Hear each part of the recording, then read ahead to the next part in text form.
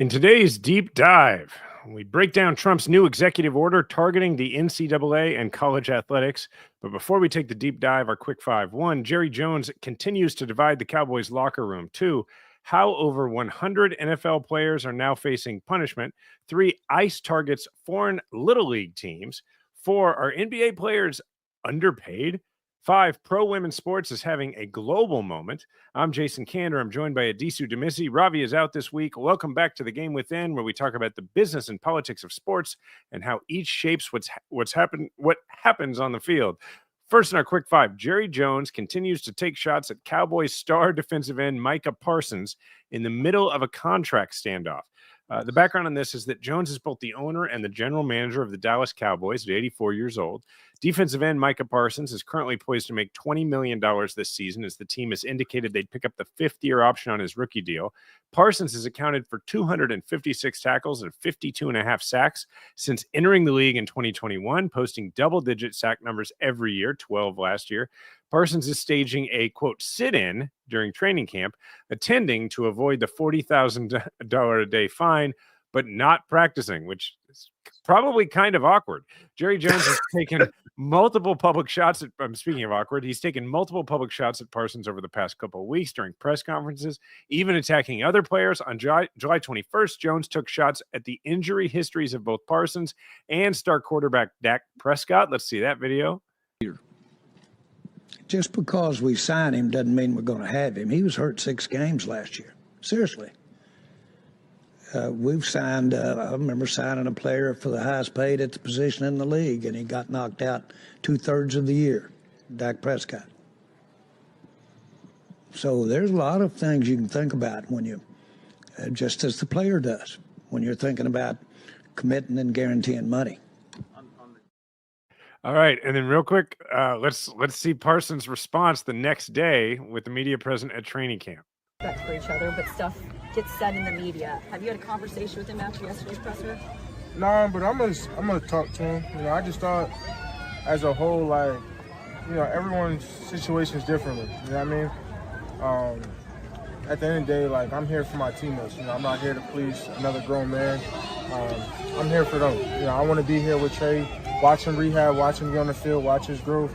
I want to be here battling with Terrence Steele. Like, I'm here for these guys. I'm not here for him, you know. So I think at the end of the day, he's on the field with us. You know, we're on the field playing the games and things like that. So I'm going to just control my teammates, keep boosting it, and, you know, we're just going to keep playing together. All right. Now, Adisu, Jones has argued that the chants he heard during wide receiver CeeDee Lamb's holdout last year were much stronger than the chance he's heard to re-sign Parsons. It's gotten personal is what it is, man. Yeah. I mean, is Jerry Jones now just at the point where at 84 years old, he's truly, and he don't give a damn cat, like he's talking, not like in a good way. He's just like, I'll just talk about how often these guys get injured. Like he just sort of, I think it is. I 100% think it's old man DGAF mode. I think it is. You know, he's clearly losing a few miles per hour on his fastball, and he doesn't care. And you know, what will it lead to? I don't know. We're going to talk a lot more, I think, about this in various other contexts, even in this podcast. But the NFL collective bargaining agreement, the whole situation about holding out and guaranteed money and all that is above my pay grade to truly understand. But what I do know is that Micah Parsons is one of the 5 best defensive players in the league, and he's trying to lowball him. And this is business negotiations played out in public, something that I think Jerry Jones in his heyday, although the Cowboys haven't won basically anything in 30 years, but in his heyday would have done this in private, right? He would not have allowed this to get out front. And we've talked about this, I think, on previous episodes too, about just how public negotiations are becoming in every sport at every level. But when it comes down to one of the best players in the league, and certainly the most well-known owner in the league, and of the franchise that, if I'm not mistaken, is the highest valued franchise in all of American sports, it's going to become the first news story on a podcast like this and many others. It's so wild, the sports world. I mean, first of all, just the fact that, you know, in 2025, we still have so many things that we care so deeply about that involve individual human beings working for a person called an owner, right? and then where those individual human beings have large profiles themselves. So I mean, it's you think back, it used to be like every, when the American pastime was exclusively baseball and every baseball player was on a 1-year contract every year. It was very common, oddly, back then to, for Mickey Mantle to be in the press saying like, yeah, I think I deserve to be paid more, or no, I don't, or, I'll do whatever, the boss wants. But now it's like their orbits, the gravitational pulls, despite the fact that the wealth is so much greater on one side than the other, the gravitational pulls are not, I mean, they're much closer to equal, if not unequal in the player's direction. And so the last little bit of this here is that it is a tale of two contracts. You have standout tight end Jake Ferguson, who's coming off his best year, signed his own monster deal recently, 4 years, $52 million, which adds to tensions in the locker room. And you have new head coach Brian Schottenheimer finding himself trying to hold the locker room together during a time that the owner seeks to divide it. I mean, that's a difficult situation. Yeah, you got, first of all, poor Schottenheimer. I mean, that is a really rough situation to be thrown into the middle of, and I'm not sure that Jerry Jones gives a shit. In fact, it's clear that he doesn't give a shit about not just Micah Parsons and how he feels, but how his new coach that he has invested a lot of money and equity into is going to have to deal with, your best player, who clearly, I think, and we didn't talk much about this, but he clearly has his teammates on his side, it does appear. And certainly, the players union and others. And yet the coach now doesn't, he's trying to install his system. He's trying to, like you said, get control of the locker room in some ways. And he has his team's best player disgruntled and sort of united against ownership and management, of which head coach is at least nominally part. So, yeah, the owner thing, it blows my mind. The NBA, has changed the name of their owners to governors, which I think is I didn't even know that. Both very Orwellian and also kind of great, because it is very strange that these players are owned by, or teams are owned, obviously, is why we call them that, but it seeps down to player ownership. But look, I'm always going to be on the side, and we'll talk about this in our fourth deep dive. In our fourth of the quick five here, when we talk about the NBA, I'm always going to be on the side of the players getting paid more here. Mm-hmm. But I think in the NFL in particular, this is a sport that, as I've gotten older, has gotten harder for me to appreciate, because of just how short careers are and how quickly somebody like Chris Olave, or name your player who's gotten a few concussions, Tua maybe, right? He makes it through this year. Young guys in their 20s end up retired because it is so risky. So there is no world in which I don't think that Micah Parsons deserves every penny he can squeeze out of Jerry Jones. But the leverage while the public leverage, I think, is on the player's side, the CBA is on the owner's side. And, it's going to be, Jerry Jones knows that we're basically rooting for laundry in football, right? We're rooting for the star on the helmet and not necessarily for the player. And Micah Parsons will go and someone else will take his place. And that's like sad, but I hope Micah wins. That's fine, to be perfectly honest with you. And I don't know if he will.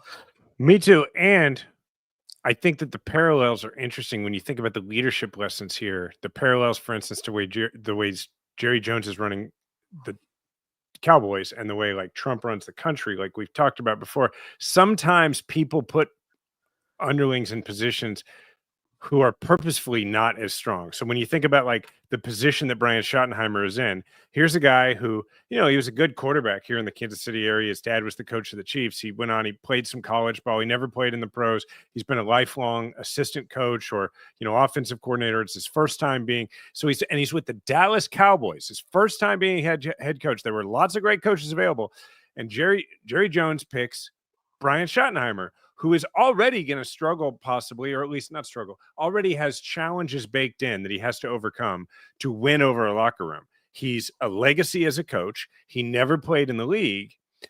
And I'm sure that, he's done a lot of things to gain their respect, but he's always got to overcome those things. And now you have an owner that's creating these difficulties for you and pitting the organization against the players.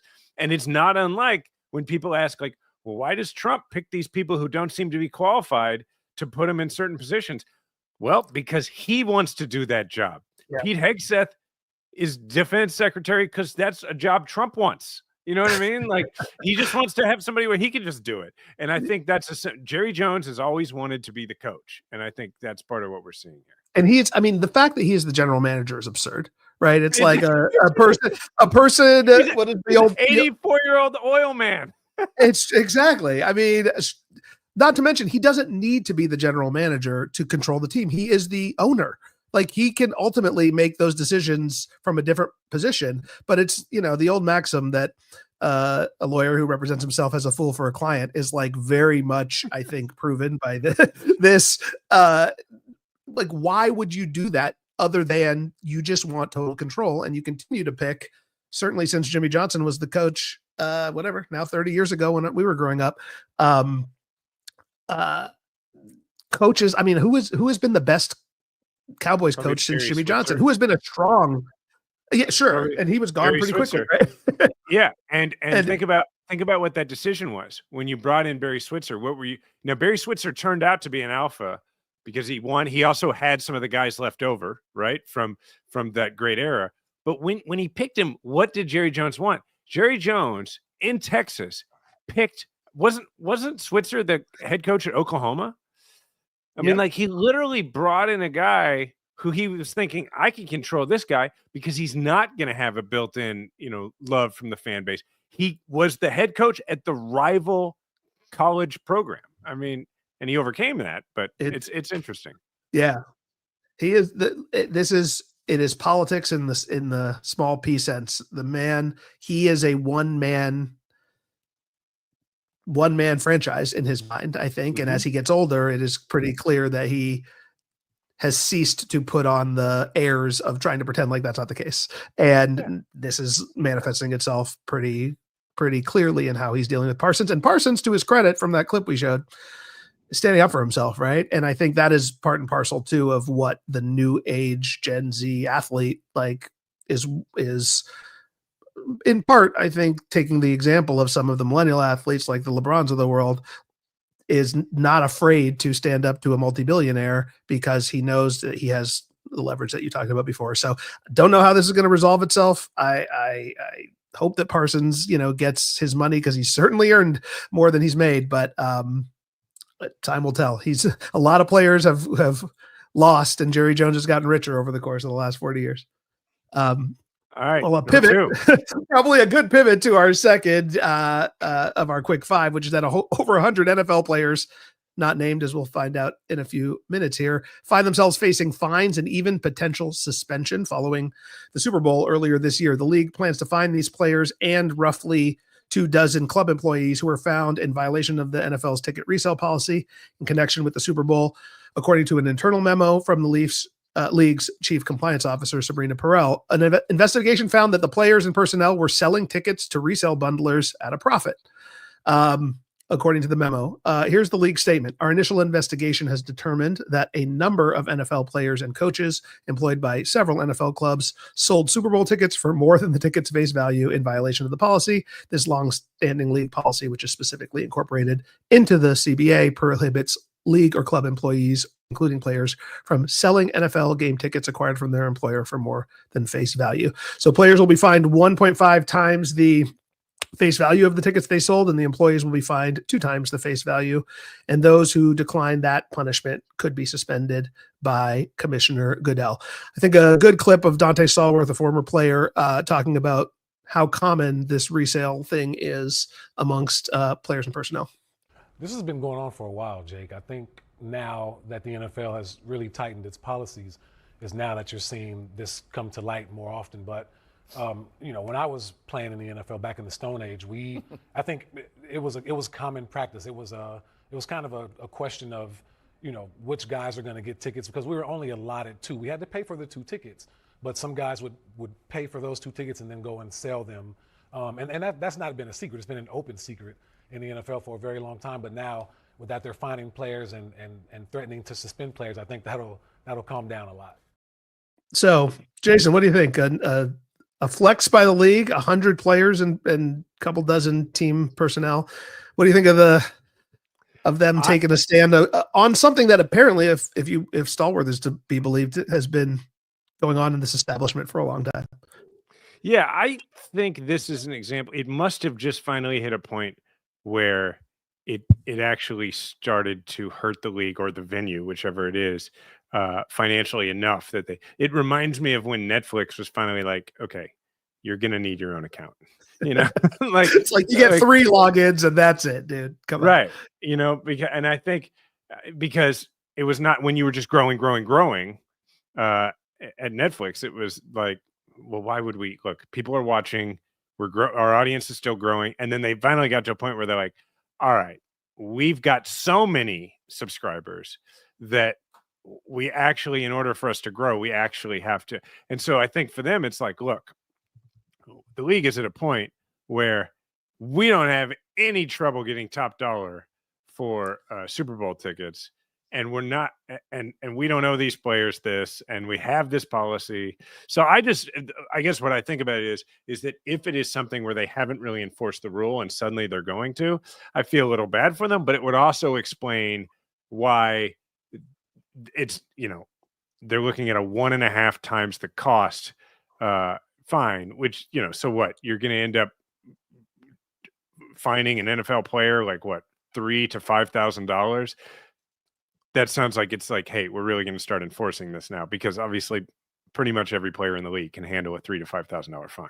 Though I don't know, I might push back on that a little bit. I agree with you that they can, but I just looked it up. The average NFL salary is $860,000 per year. Not a little amount of money, but the average career is about 3 seasons. Right. That's why they deserve to be paid. Yeah, exactly. So, if the average NFL athlete is making $2 million over a 3-year career, you take out taxes, you take out, we have to pay your agent, you take out, right? It's not the superstars, obviously the quarterbacks, the Micah Parsonses are getting rich, but my guess is these 100 players, sure, there's probably the occasional wide receiver diva who's, selling his tickets because he can, but I'm guessing this is like the offensive lineman, the 6th offensive lineman for some team that happens to get 2 tickets that are face valued at $1,000 and is making $4,000, which is not, selling them for $3,000 and making a couple grand, which is not nothing for those guys who might not be out of the league next year. So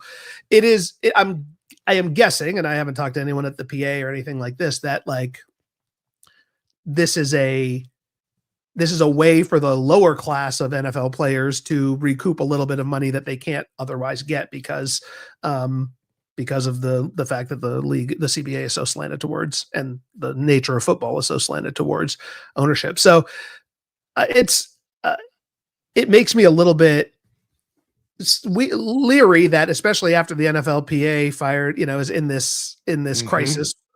I'm sure we talked about last week, and we did not add as an item this week, but a lot has happened. Anyway, point is the union's in crisis. It could be said that the league continues to sort of take these, and owners like Jerry Jones continue to take these aggressive postures towards a weakened labor union and laborers. That's a great point. That is probably the best takeaway from it. All right, number 3, the Trump administration's ICE crackdown has targeted a Venezuelan Little League team. Let's play this video here. Cites Venezuela's lack of screening and vetting measures and its refusal to accept deported nationals back into the country. Tournament officials have since replaced the Venezuelan team with the runner-up in the Latin American Championship, Santa Maria de Aguayo from Mexico. The president of the Venezuelan League called the move unfair. And in a statement to ESPN, the team said the visa denial was a deeply painful injustice for the young players. Okay, let me just say, I think this is seriously messed up. Look, and I don't want to be the guy who, and I want to be clear, I'm not, who discovered the immigration injustices that are going on in this country because of a sports thing.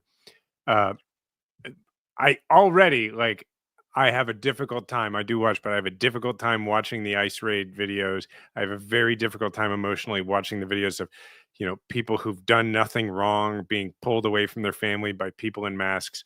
I'm going to set that aside for a second and say that by itself is a deep injustice.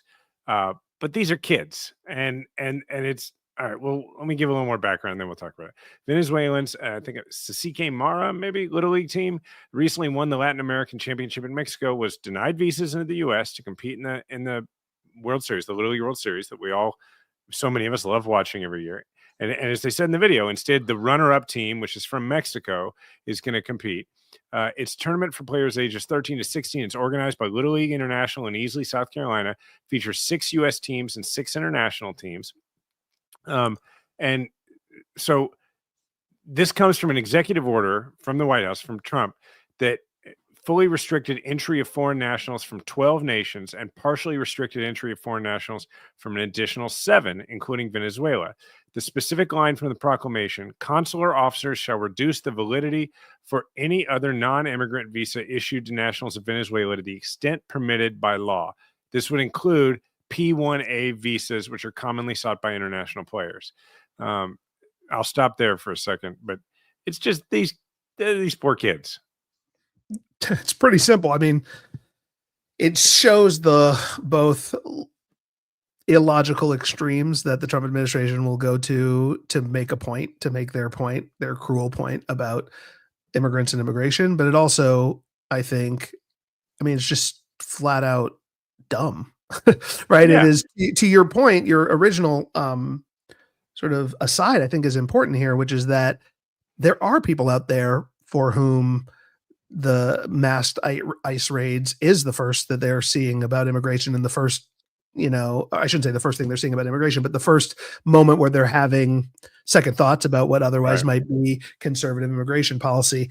And this is the kind of thing, it's the reason why we have this podcast. Sports can break through the noise, and it just looks dumb to not let kids in the country to play baseball because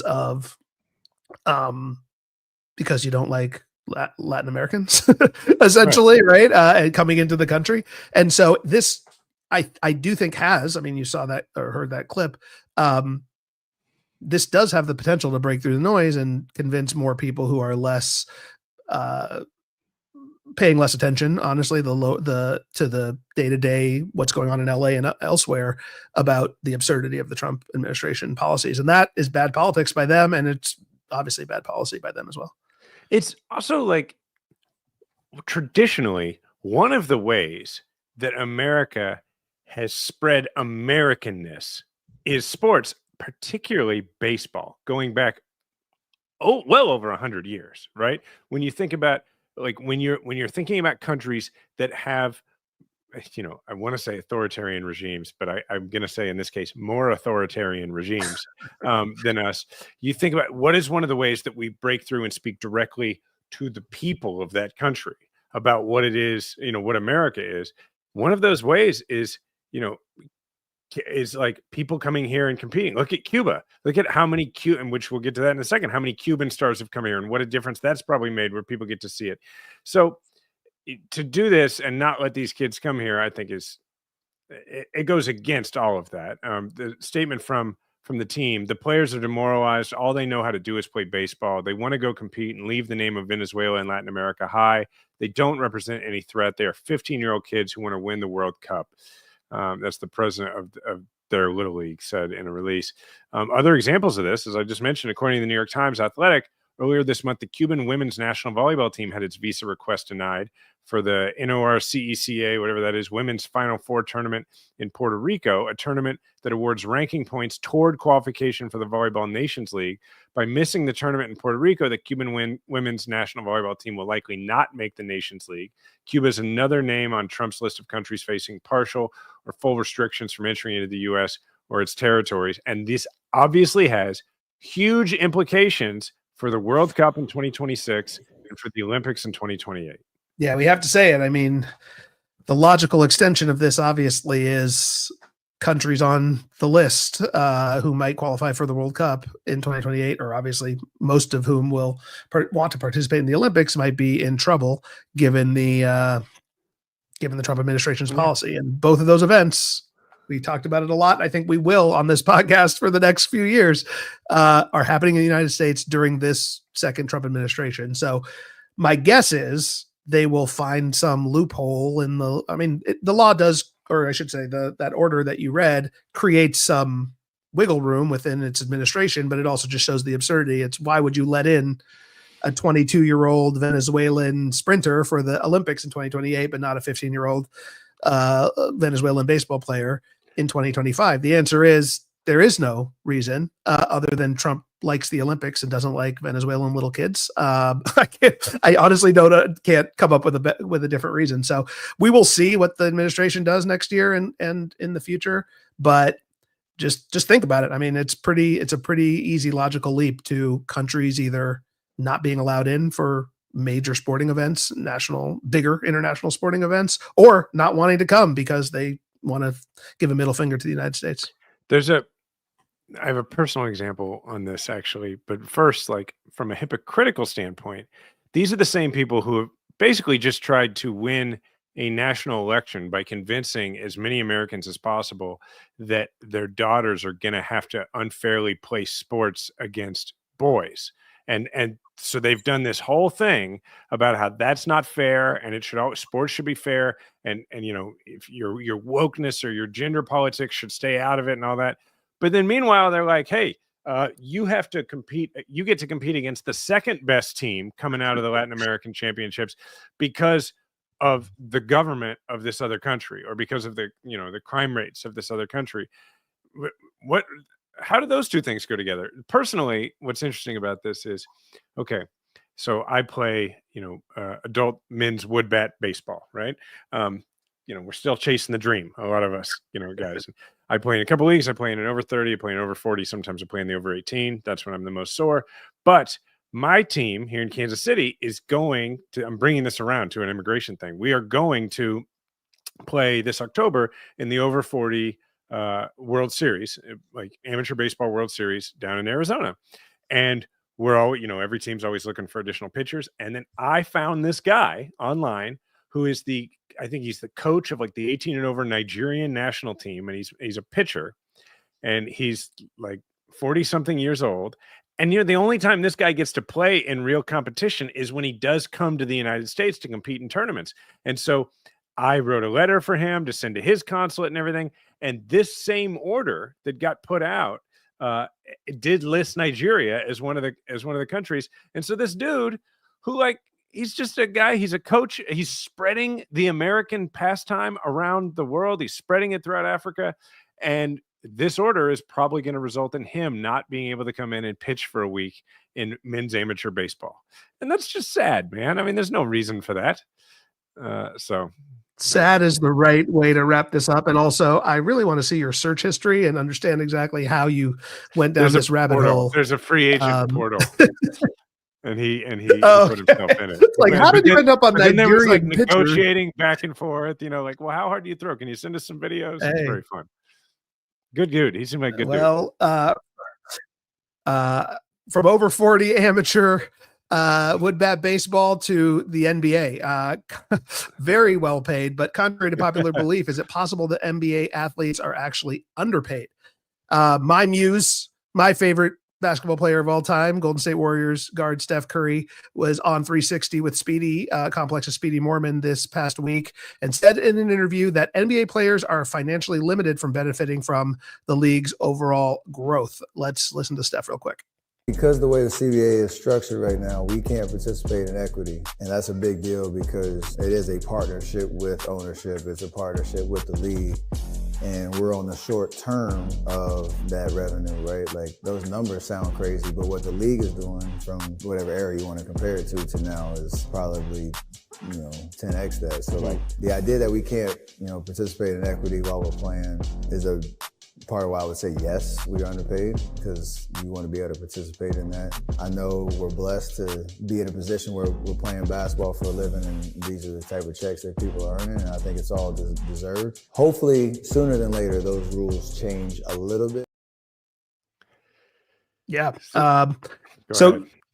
Curry is, I'll say Curry's set to make, he's the highest paid player in the NBA this year. He's set to make $60 million this coming season. But because of I should say the Warriors, as an example, were purchased in 2012, I think, for $600 billion.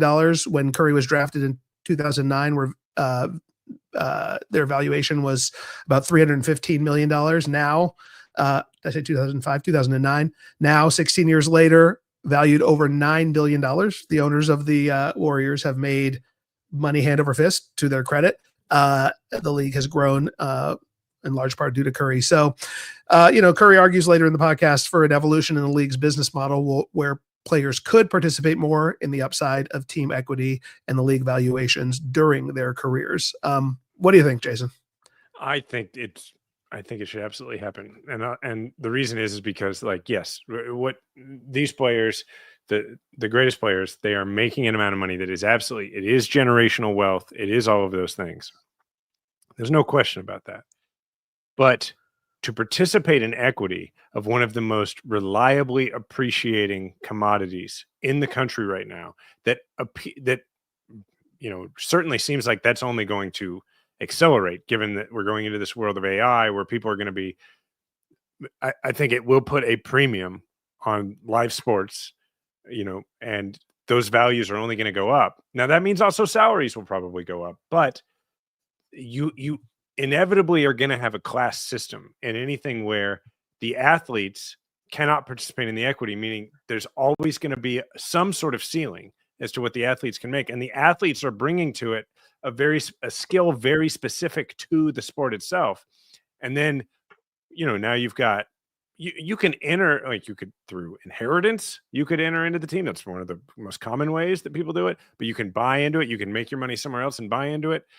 There is no reason why, in my mind, why you cannot allow your employees to also be part owners of your company. That's all we're talking about. I mean, when I was 14 years old, I got a job bagging groceries at Hy-Vee, and they always made a big deal out of, they were an employee-owned company, that that employees got to own the shares. I don't see any reason why that shouldn't be the case here. When, it's not even a race thing. It's just the fact, like, in terms of why, I mean, it probably is, but it's not my argument as to why these players are always going to be more than likely shut out of generating that kind of familial, generational, community changing wealth has nothing to do with race or socioeconomic class as much as the fact that, like, people who are blessed with that sort of athletic skill, that's not something that's just like, oh, well, that class of people always has that. Like, not to reach that level. Like, if you have a lot of money, like, you can make sure your kid gets the coaching to where they're going to be pretty good. But it's not like a certain amount of money equals athletic greatness. And so as a liberal, like, yeah, I want that spread across classes regardless. I couldn't agree more. Obviously, I think anyone listening to this podcast will understand that we are probably going to side with the players here over the owners. I will say the one downside I see with it is it's going to become compensation only for the superstars. It will maybe exacerbate the classes within the players. Right. Steph Curry, LeBron James, Kevin Durant, the Nikola Jokic, the truly great players, are going to be able to negotiate equity deals and then become sort of player owners, which is a really interesting position to put them in the locker room, right? Because then suddenly you have different interests. Not unlike Jerry Jones as the owner and general manager, suddenly you're going to have somebody who's a player, but also an owner at the same time. You're both management and union member at the same time. And that is complicated. I think you can fairly say it's complicated. With that said, the fact that there are max salary, there's no salary cap in the NBA, but functionally there is because there's a max salary on individuals. The fact that LeBron James is paid less than, I assume, Clayton Kershaw or whoever, name your best player who pitches 5 days or once every 5 days in the Major League Baseball, because they don't have a salary cap, is absurd. Not because baseball is easier or harder than basketball, but because LeBron James is the reason why the NBA has grown over the course of the last 20 years. Certainly the biggest reason, if not the only reason, right? And Steph Curry is probably second on that list and go down the list. So should they reap the benefits of that larger than their salary? Yeah. It is really hard. We should acknowledge to our listeners and to everybody out there to argue that multi-millionaires, 8-figure millionaires should be 9 or 10-figure million/billionaires. And I get that, but I think for the reasons you said, Jason, that's the argument here is this is actually equitable. It is the 30 owners of NBA teams, or the 30, how many NFL teams are there? 30 as well. 32 NFL teams, I think. 32 owners of NFL teams. Those are the people who are getting in the old Chris Rock skit that you probably remember, Jason. People listening don't. People that Shaq is rich, but the guy who signed Shaq's check is wealthy. Right. And the people who are wealthy, and Steph Curry, LeBron James, Micah Parsons, certainly Tom Brady, like those kind of Peyton Manning, those players deserve to be wealthy because they are the reason why these leagues thrive and these owners make their money. Mm-hmm. Philip asked here in the chat, what happens if you get traded? I think there's two possible answers to that. One is getting traded means you have to cash out. That could be possible. It could be a liquidation event. But the other possibility is, and this is an interesting angle to this, it may mean that you don't, which actually could make for an interesting development in the league.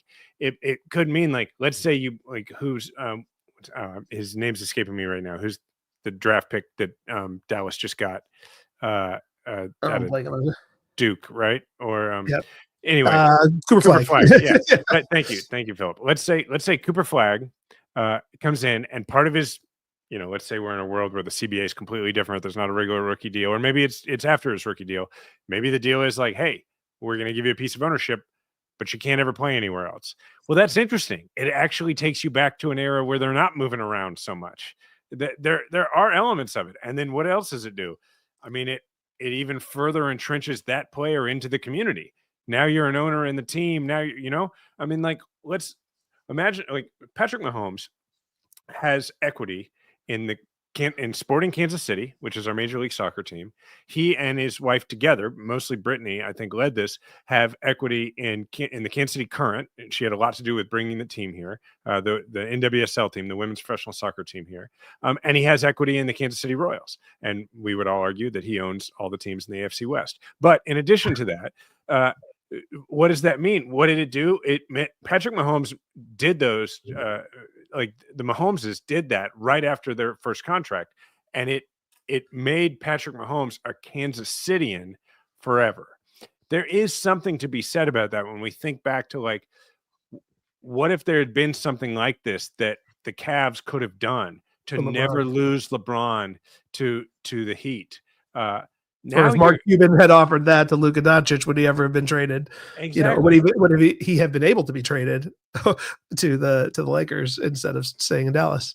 There's something interesting about that you create people who they stay and they're a part of that community for a long time. I think that's very interesting. Yeah, well, we'll wrap it up. This is obviously not going to happen anytime soon because the current CBA at the NBA extends through the 2029-2030 season. But I think most observers believe that in addition to this restrictive second apron, the max salaries, that actually player equity stakes is going to be one of the key topics in future negotiations. So 5 years on, but we'll be in the middle of a 11-year, $76 billion television deal that the NBA just signed. And by that time, max salaries will probably be pushing $100 million. So valuations of teams will probably be pushing, a lot of them will be in the 10 to $15 billion range. So something to watch. Steph saying what he believes. He's earned the right to do that because he certainly is to the Bay Area what Mahomes is to Kansas City and Tim Duncan and David Robinson were to San Antonio, et cetera. And we'll see what happens.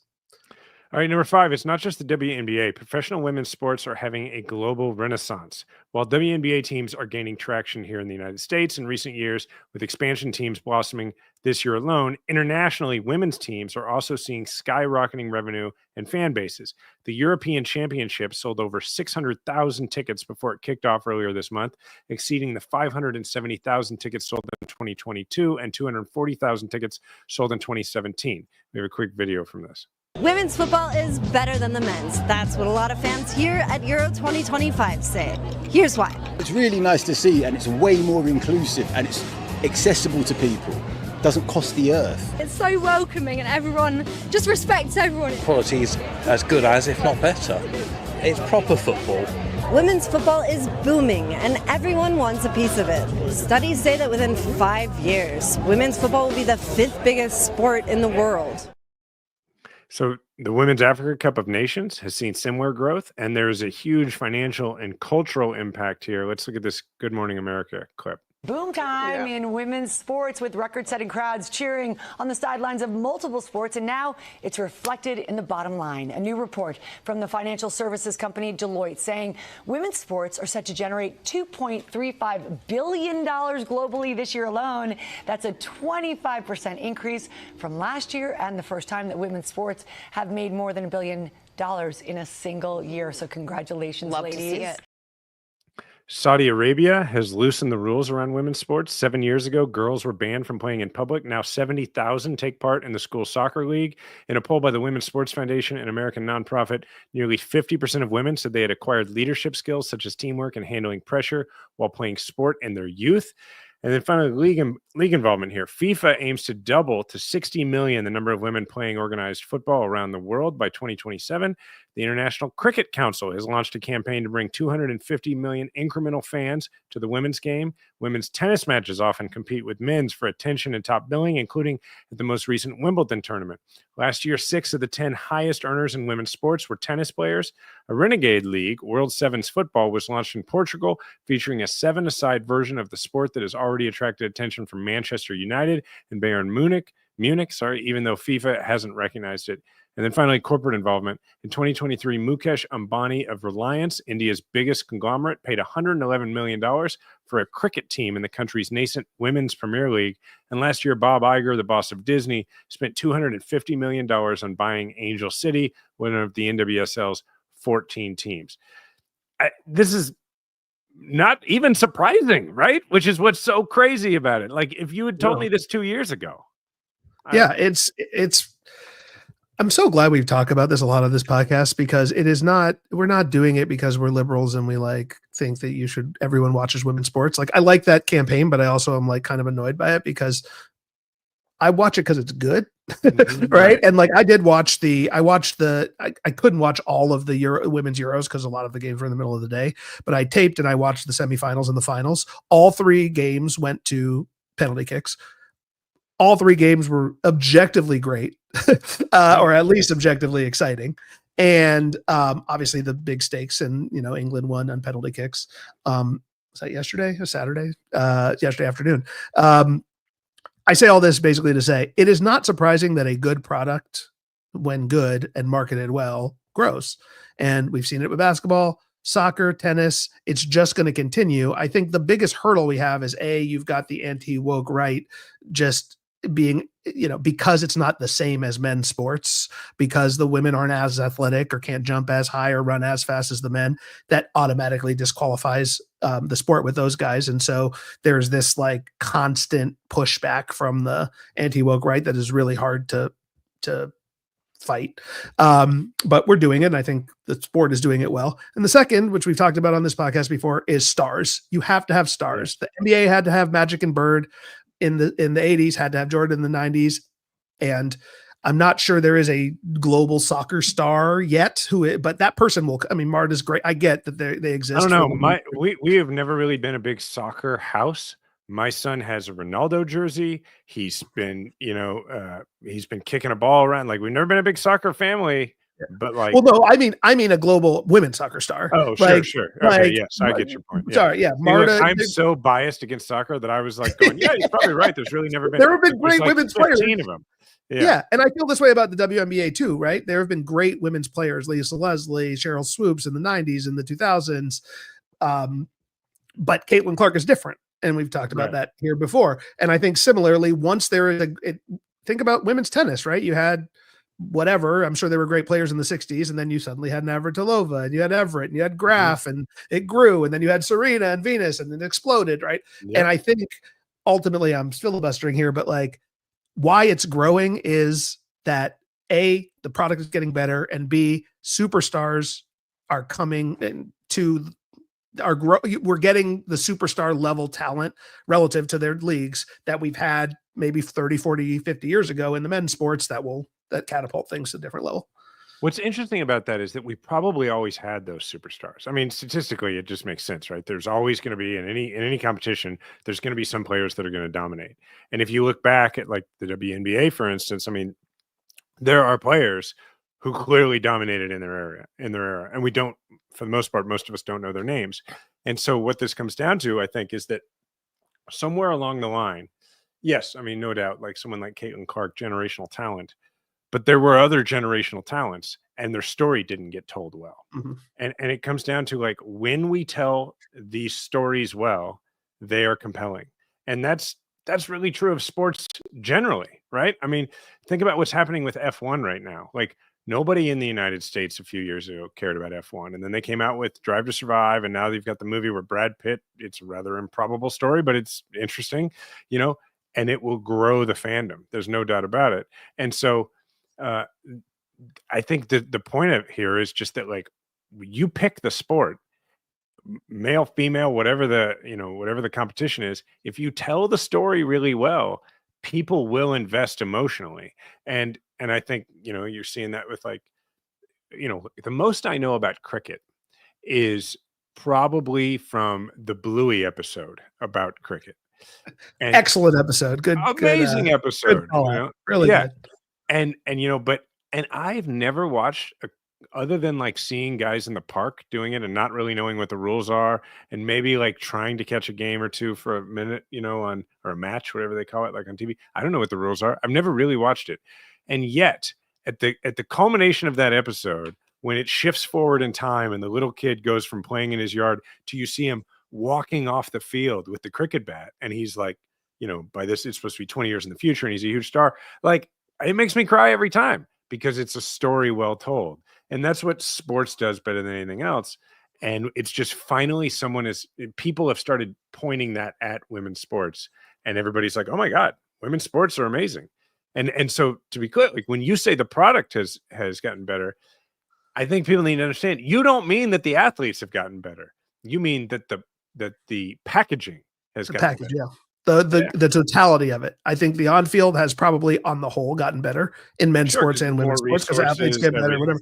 Yeah. But you're right that the marketing has gotten better. And I've gone to a couple of Valkyries games here, Golden State Valkyries games, like the in arena experience has gotten better.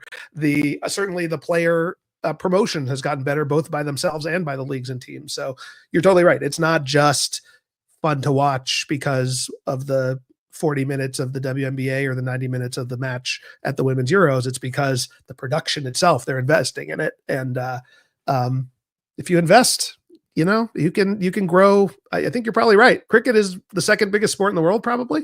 Doesn't have a following at all here in the United States, but I bet you if, somebody just decided to kick in billions of dollars, it's not like cricket isn't exciting. It's just that we don't know who the best cricketers are, et cetera. So, yeah, I'm happy. I'm happy for this, honestly, because in the summer, no offense to baseball, I get sad in July and August when sports, my favorite sports go away and haven't started yet. And now I actually have, between women's soccer, women's basketball, et cetera, some sports that I love that I could follow selfishly. And man, of all the stuff I read, in the rundown here, like the most inspiring part of it, Saudi Arabia has loosened the rules around women's sports. 7 years ago, girls were banned from playing in public. Now 70,000 take part in the school soccer league. Like, it's that sort of equality at the highest level that trickles down to equality at the lowest level that spreads equality across societies. I think there's so many examples of that, and not just gender, but like along racial lines in the United States. I mean, most people, I think, rightfully argue that the civil rights movement really began with Jackie Robinson. That was really the beginning of it. And I think that's real. So, all right. For the deep dive, as we discussed last week, Trump has signed an executive order targeting college athletics. The Trump administration issued the Saving College Sports executive order on Thursday after months of bluster. Notably, legendary college coach Nick Saban courted Trump to do so shortly after taking office. Just last month, the historic House versus NCAA settlement went into effect, ushering in a new era of college athlete compensation and seeking to end amateurism. Opponents of the settlement cited concerns over non-revenue generating sports. women's teams and Olympic programs. Examples of early victims included Grand Canyon University abruptly ending its competitive D1 volleyball program just a few months ago, and University of Minnesota, as we talked about last week, implementing an additional student fee to help pay athletes.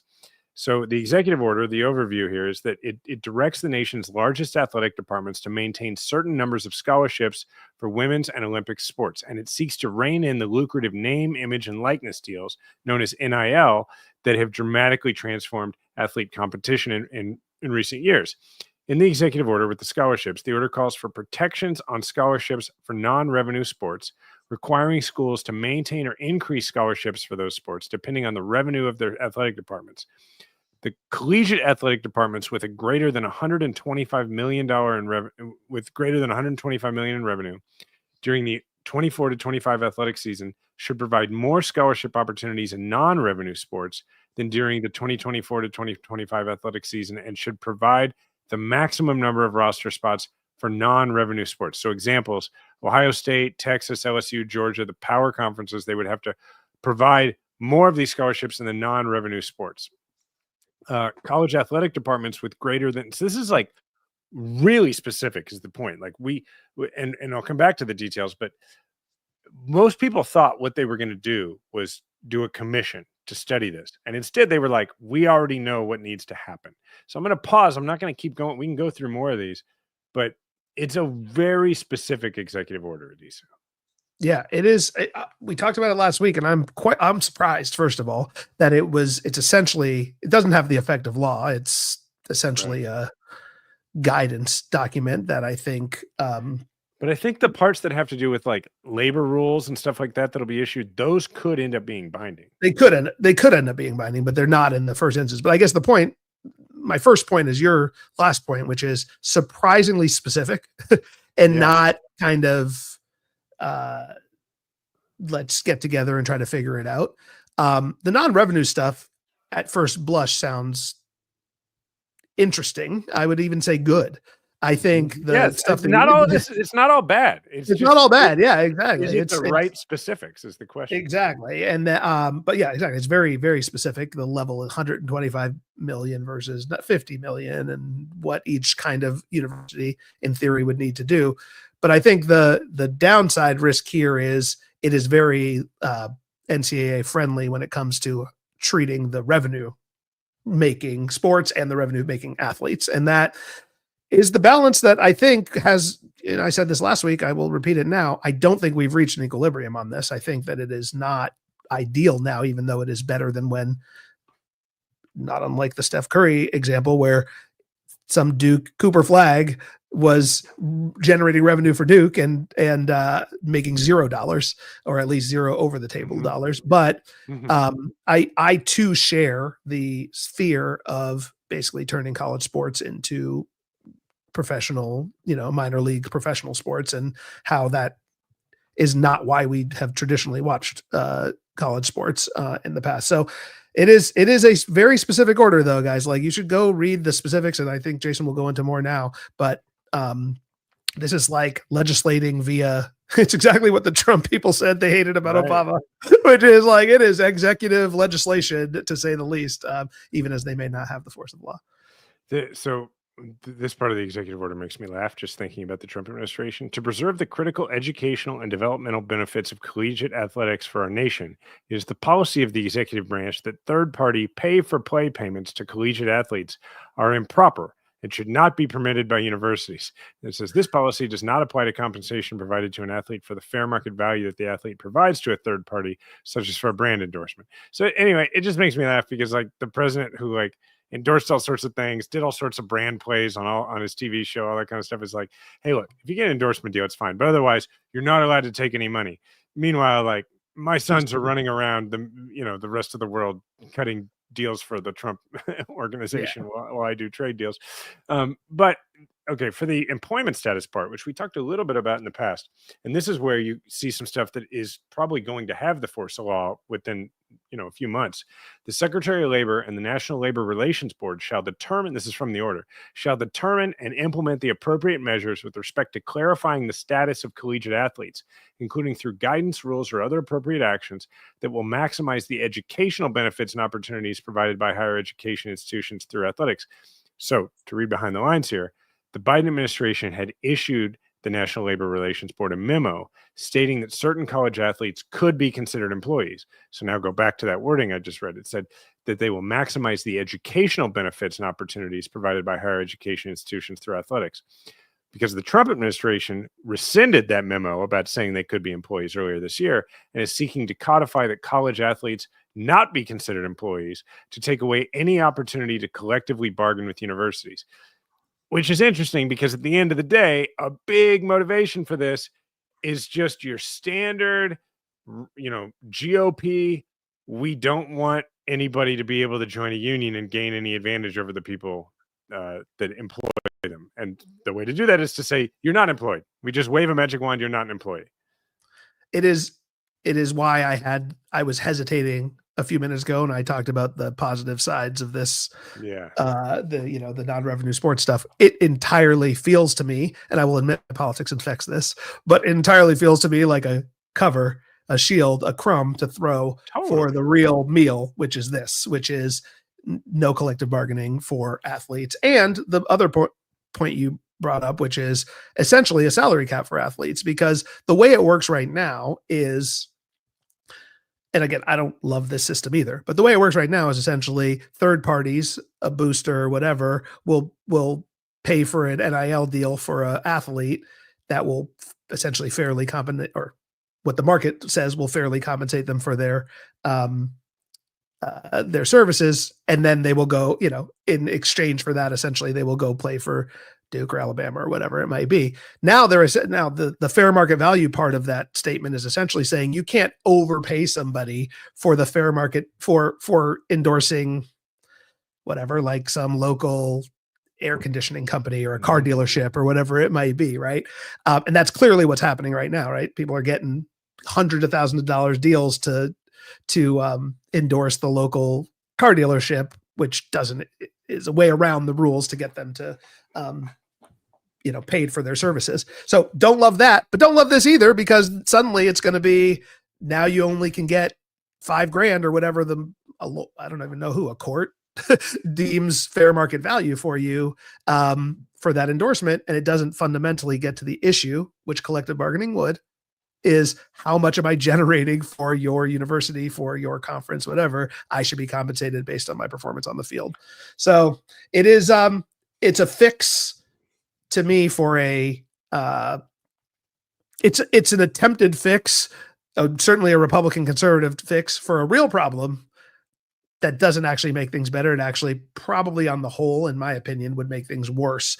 What the actual answer is, Jason, I don't know. We're going to probably talk about this a million times on this podcast over the next few years. Congress is looking at it. We're not full experts on this, but it is going to take years, I think, to come up with a framework that works for both the economics work and it works for the, universities and the players. A quick sports history lesson on how we got here and why, and it's not as recent history as people would think, and why everybody is freaking out about everybody being the NCAA and the people at the top of the pyramid are freaking out about the direction it's going. Baseball players and professional athletes across the board, but baseball was the biggest sport, in the U.S. through the, all the way through the 60s, at least, probably 70s, 80s even, or most of the 80s. Baseball players and other professional athletes in the United States were on a contract. And if you had a contract with the team, the professional team you played for, you couldn't go shop. There was no such thing as free agency, right? And the reason that players are paid so much now is because of Curt Flood. In 1969, Curt Flood sued, and he went all the way up to the U.S. Supreme Court, and that's when free agency was created. Because prior to that, it was like if you play for a team, you have a contract with that team, you cannot violate your contract. You can't go anywhere else. They can trade you, they can sell you, they can fire you, they can not renew you, but you can't go anywhere else. You are owned by that team. Now, what we have now, and then we got unionization really kicked off, and then you have collective bargaining. And what happened was, okay, the big free agents, they got paid more and more, but because of the union, so did everybody across baseball. And then the same thing happened in the other sports. Rising tide lifted all boats, and all the salaries went up. which, as you pointed out, 45 minutes ago, is a big deal when you have a career that really can't last into your 40s in the vast majority of cases. And in most cases, isn't even going to last into your late 30s. So it's important that you get as much compensation as possible and that you negotiate for it collectively. Now, what do we have in college sports right now? We have, finally, after a lot of people making the case that it was unjust, we have players able to be compensated. And we also have the transfer portal, where you can basically every year you can be a free agent now in college sports if you're that good. And so what is the natural evolution? What comes next if history is any guide? Collective bargaining, unionization, to where it's not just the the Shador Sanders of the world that are going to get these big NIL deals. Once you get unionization, it's going to be, hey, all these players need to have this. And by the way, all these players need to have access to the trainer year round. All of them need to have access to the best possible medical recovery stuff year round. That's what happens with unionization. And that's what the NCAA is scared about. And that's why I think part of this reads, the end of this reads that it says that the Attorney General and the chairman of the FTC shall work to stabilize and preserve college athletics through litigation, guidelines, policies, or other actions as appropriate by protecting the rights and interests of student athletes. It kind of like the way the NRA is protecting the rights of gun owners and not gun manufacturers, but of student athletes and the long-term availability of collegiate athletic scholarships and opportunities when such elements are unreasonably challenged under antitrust or other legal theories. Basically, the Attorney General and the Federal Trade Commission are to go into court and represent the interests of the NCAA to make sure that if someone comes into court and says, I should have the right to collectively bargain, and not allowing me to exercise in what is basically free agency and collective bargaining is an antitrust violation, which is exactly what happened at the United States Supreme Court as to how we got free agency in professional sports. It is also how most recently NIL got opened up. It was I forget the name of the case exactly, but the NCAA has lost multiple times. I think I have not read the decision, I will admit, but I would assume that the Flood case was the number one precedent that was referred to in the brief, probably multiple times cited. So point is that this has happened already. And I think the Trump administration and its allies at the NCAA, or I should say vice versa, the NCAA and its allies in the Trump administration are trying to set up a legal wall to make sure that doesn't happen again, or at least put the full power of the federal government behind stopping student athlete unionization. Now, I will say this does not, it should read this.